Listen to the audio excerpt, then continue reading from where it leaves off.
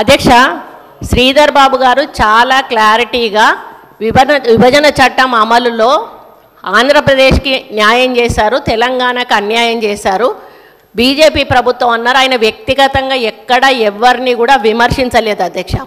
CM గారు కూడా మాట్లాడాల్సిన విధానంలో అక్కడి నుంచి కేటీఆర్ గారు రిమార్క్స్ చేశారు కాబట్టి సీఎం గారు మాట్లాడారు అధ్యక్ష. ఇక్కడ తను సంబంధం లేని విషయాలు మాట్లాడుకుంటూ అసలు సబ్జెక్ట్ వదిలిపెట్టి మూసీ నదికి పైసలు రాలేదని బాధపడతారు, దానికి పైసలు రాలేదని బాధపడతారు అంటే ఆయన చెప్పే విధానం ఎట్లుంది అని అంటే ఏదో డబ్బులు వస్తే కాంగ్రెస్ పార్టీ అవినీతి చేసుకొని సొమ్ము కాజేసుకుందామని చూస్తాము అన్నట్టుగా మాట్లాడుతున్నారు అధ్యక్ష. అది కరెక్ట్ కాదు అధ్యక్ష. రాహుల్ గాంధీ గారి గురించి పదే పదే పేరు తీస్తూ ఉన్నారు అధ్యక్ష. ఇక్కడ నుంచి మోడీ గారి పేరు ఎవరం కూడా తీయలేదు అధ్యక్ష.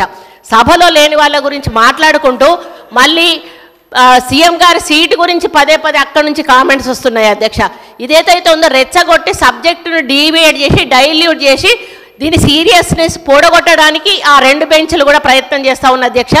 దీన్ని సీరియస్గా తీసుకొని మహేశ్వర్ అన్న, ఇది మీరు సపోర్ట్ చేస్తున్నారా వ్యతిరేకిస్తున్నారా? ఇప్పుడు మేమేదైతే మాట్లాడినామో మనకు రాలేదు, ఫండ్స్ ఎందుకు రాలేదు, రావాల్సిన అవసరం ఉందా లేదా, రావడానికి మనం ఏం చేయాలి, ఈ విషయాల గురించి మాట్లాడితే మేము కూడా స్పందిస్తాం అధ్యక్ష. లేకుండా ఆయన పర్సనల్ అటాక్స్ చేస్తూ పర్సనల్ విమర్శలు చేస్తూ పార్టీలను విమర్శలు చేస్తూ మీరు మాట్లాడితే, సీఎం గారు బయట మాట్లాడితే మీరు కూడా బయట ప్రెస్ ముందు మాట్లాడండి.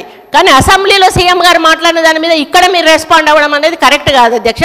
ఇది ఏదైతే సబ్జెక్ట్ మీద నడుస్తుందో ఆ సబ్జెక్టుకు మాత్రం బయట మాట్లాడమని చెప్పండి అధ్యక్ష. మహేష్ రెడ్డి గారు కంక్లూడ్ చేయండి. మీ సమయం కూడా సార్, ఇంతమంది మీద పడితే దమ్ వెళ్తుందా సార్? ఒక్కటే బాణం, చిన్న బాణం సార్. ఇంతమంది సార్ మంత్రులు, ఉప ముఖ్యమంత్రి